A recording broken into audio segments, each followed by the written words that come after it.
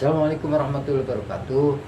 Keputusan Mahkamah Agung nomor 60 tahun 2024 maksud saya disambut genggam gembira oleh para pengamat politik atau praktisi dan lain-lain ya.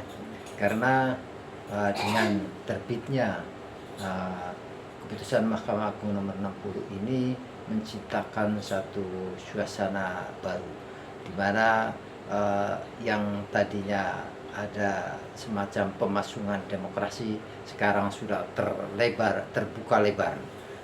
Bahkan para pengamat politik juga menyambut gembira dengan keputusan Mahkamah Agung yang cukup revolusioner ini. Berikut pendapat pengamat politik Ikrar Nusa Bakti yang saya ambil dari Nusantara TV. Begitu selengkapnya. Saya sih kalau dilihat dari sisi putusan MK ya sangat sangat menghargai dan mudah-mudahan tidak ada udang di balik batu dan juga tidak ada kemudian strategi jahat ataupun senario-senario jahat ya Iya. dari mereka yang tergabung di dalam tirani minoritas dan juga apa namanya itu diktator mayoritas ya. Apa yang saya maksud di sini adalah kelompok-kelompok kecil elit politik yang kemudian ingin menguasai politik Indonesia dan kemudian kelompok apa namanya itu besar partai-partai politik yang kemudian ingin meniadakan kesempatan bagi partai lain ataupun rakyat untuk kemudian bisa memilih mereka-mereka yang jadi pilihan rakyat kan.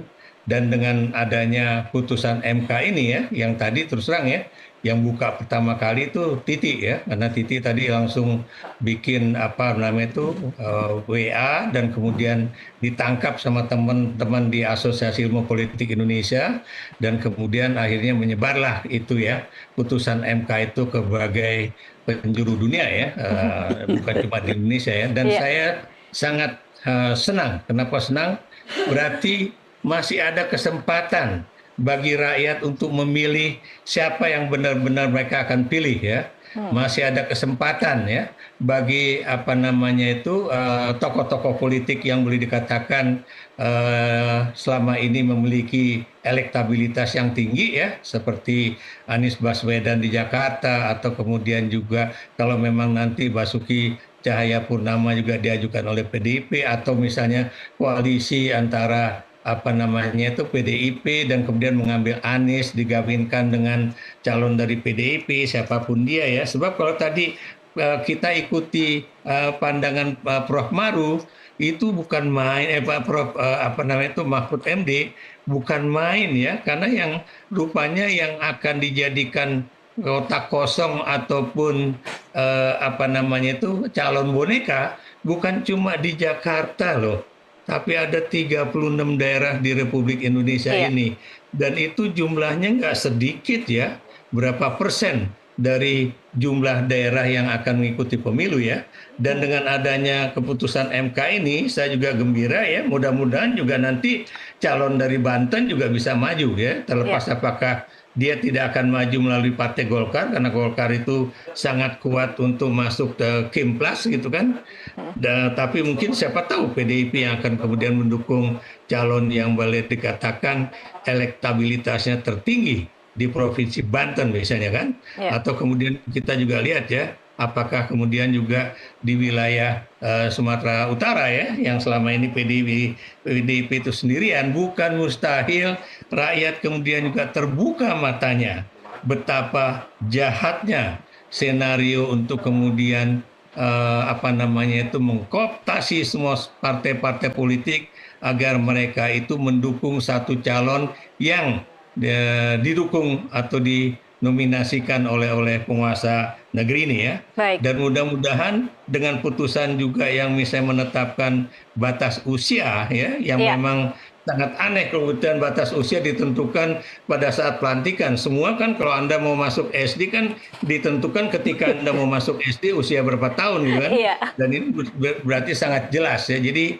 apa yang ingin saya katakan di sini berarti paling tidak satu dari dinasti politik Jokowi itu mudah-mudahan tidak akan bisa maju di dalam pilkada di Indonesia ini pada 2024 ya, walaupun dia nggak berani masuk di pilkada DKI, tapi kemudian dia akan masuk di pilkada Jawa Tengah, tapi dengan putusan MK itu jelas bahwa biar bagaimanapun batas usia 30 tahun itu tidak akan terpenuhi oleh Kaisang. Jadi inilah yang membuat hati saya itu senang ya.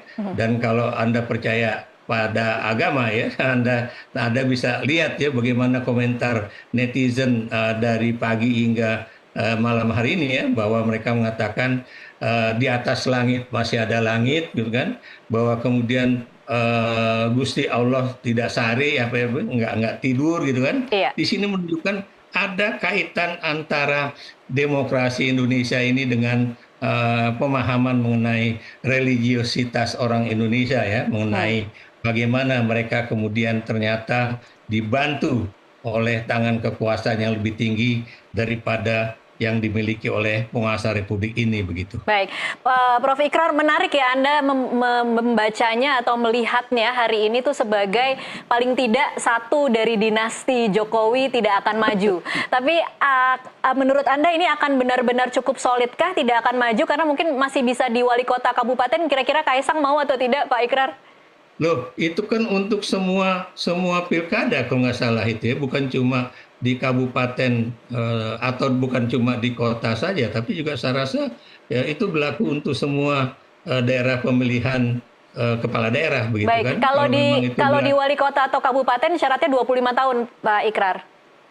Oh, begitu. Jadi Kaisang masih bisa. Silakan aja kalau memang dia mau masuk ke daerah kabupaten kota, tapi kan Anda tahu ya kalau itu terjadi pasti ejekannya akan lebih dahsyat lagi ya. Kenapa demikian? Karena kan Anda tahu ya, dengan kesombongan Kaisang yang begitu dahsyat yang dia mengatakan lawan Anies oke, lawan Ridwan Kamil oke di Jakarta, dia siap gitu kan. Kalau memang kemudian dimasukkan ke dalam kabupaten atau kota yang katanya cuma 25 tahun ya silakan aja, tapi pasti